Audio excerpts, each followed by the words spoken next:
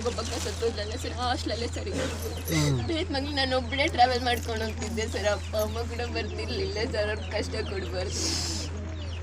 ನನ್ನ ಮಗಳಿಗೆ ಆದಂಗೆ ನಮ್ಮ ಅಮ್ಮ ಹೊಟ್ಟೆ ಆಗ್ಬಾರ್ದು ಸರ್, ನಾವು ನೋಡ್ಕೊಳ್ಳಿ ಸರ್.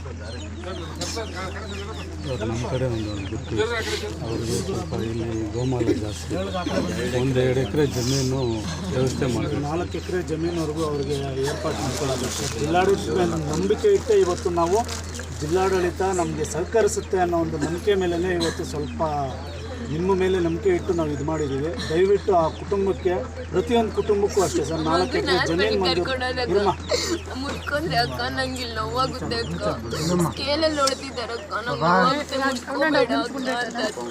ಅಂದರೆ ಟೀಚರ್ ಮೇಲೆ ತುಂಬ ಅಲಿಗೇಷನ್ ಇದೆ ಸರ್, ಟೀಚರ್ ಮೇಲೆ ಜಾಸ್ತಿ ಇದೆ. ಪ್ರತಿಯೊಂದು ಕುಟುಂಬಕ್ಕೂ ಒಂದು 4 ಎಕರೆ ಜಮೀನು ಮತ್ತು ಅವ್ರ ಕುಟುಂಬದಲ್ಲಿ ಯಾರಿಗಾದರೂ ಒಬ್ಬರಿಗೆ ಸರ್ಕಾರಿ ಕೆಲಸ ಮತ್ತು ಇವಾಗ ಸರ್ ದಯವಿಟ್ಟು ಸರ್, ಯಾಕಂದರೆ ಓದಿದ್ದಾರೆ ಸರ್. ಇಲ್ಲ ಸರ್, ಆ ಹುಡುಗಿ ಟಾಪರ್ ಆಗಿದ್ದಾರೆ, ಅವ್ರಿಗೆ ಏನಾದರೂ ಸ್ವಲ್ಪ ಇದು ಮಾಡೋಣ ಸರ್, ಯಾಕಂದರೆ ಅವ್ರ ಮೇಯ್ನು ಆ ಹುಡುಗಿಗೋಸ್ಕರ ಆದರೂ ನಾವು ಮಾಡ್ಬೇಕು ಸರ್. ಆಯ್ತಮ್ಮ, ಧೈರ್ಯವಾಗಿರೋ.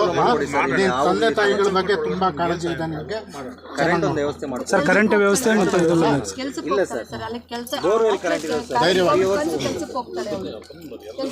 ನಿನಗೆ ಜವಾಬ್ದಾರಿ ಅನ್ನೋದು ಗೊತ್ತಾಗೋಗಿದೆ ಈಗಲೇ ಈ ವಯಸ್ಸಿಗೆ. ಆದಷ್ಟು ಟ್ರೈನ್ ನಮ್ಮ ಕಡೆಯಿಂದ ಏನು ಅನುಕೂಲ ಆಗುತ್ತೆ ಮಾಡ್ಕೊ.